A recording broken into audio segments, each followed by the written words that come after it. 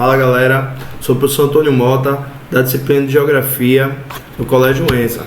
E hoje essa aula vai para a galera do 8º ano. Um abraço aí para Vitor, Matheus. E a gente vai falar um pouquinho sobre a disputa da Guerra Fria. Primeiramente a gente tem que saber um conceito sobre a Guerra Fria, que foi uma guerra.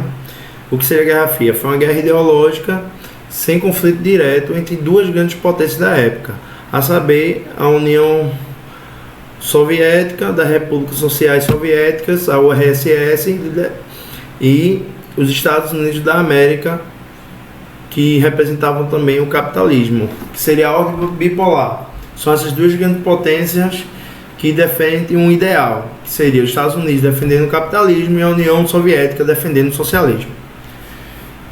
Não se sabe ao certo quando começou, mas tem 3 datas possíveis que tenha eclodido essa Guerra Fria, que seria a data de 1945, através da Conferência de Potsdam, onde se deu a divisão da Alemanha e foi dividida por questão de influência. Se é socialista, a parte da Alemanha socialista, oriental, a parte ocidental, e foi dividida a Alemanha no pós-guerra.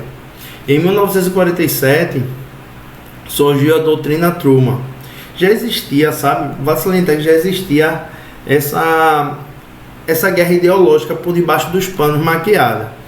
Mas a partir de 1947, a doutrina Truman, o presidente Truman dos Estados Unidos, ele diz: olha, nós vamos conter o comunismo.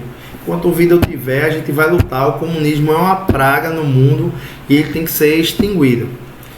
E ao mesmo tempo, a União Soviética, através do seu líder Joseph Stalin, ele fala também que o capitalismo é uma doença e ele tem que ser combatido até o seu fim.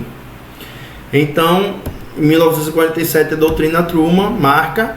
Em 1949, que muitos acham que essa é o grande início, foi justamente quando a União Soviética ela testa a sua bomba atômica com sucesso. Porque até 1949, só quem tinha esse poder da bomba atômica era os Estados Unidos. Então, se houvesse um conflito direto, provavelmente a União Soviética teria uma desvantagem justamente por causa desse poder bélico. Então, em 1949, a União Soviética iguala esse poder bélico com os Estados Unidos. A partir disso, nós podemos organizar os blocos, esses 2 blocos dessa ordem bipolar, entre os Estados Unidos e a União Soviética perante os seus feitos.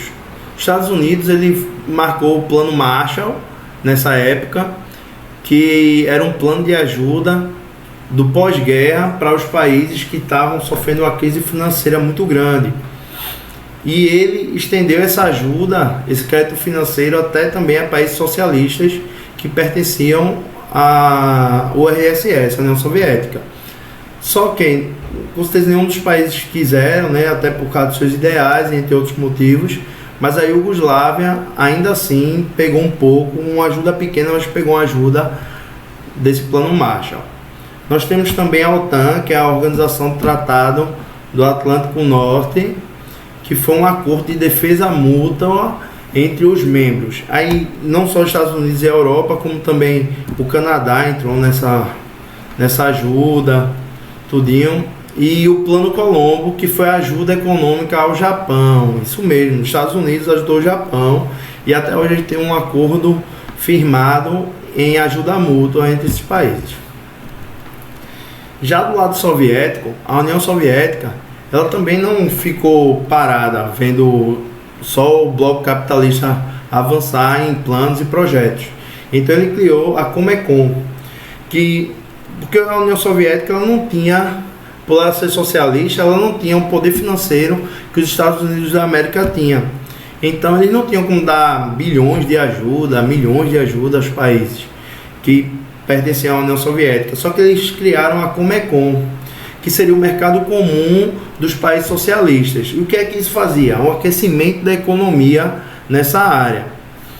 Também fizeram o Pacto de Varsóvia. Assim como a OTAN fazia um pacto de ajuda mútua entre os países capitalistas, na República Soviética, o Pacto de Varsóvia era um plano militar que lutava contra, muitas vezes, os próprios membros, quando esses membros queriam se desligar do acordo, que aconteceu na revolta da Hungria e também na Primavera de Praga, lá na República Tcheca, beleza? Porque a gente precisa entender que esse assunto da Guerra Fria ele é bastante importante dentro do contexto geográfico, político e também na parte histórica, certo? Galera, se Deus quiser, nós estamos juntos. Até a próxima aula e qualquer coisa é só falar comigo, beleza? Tchau!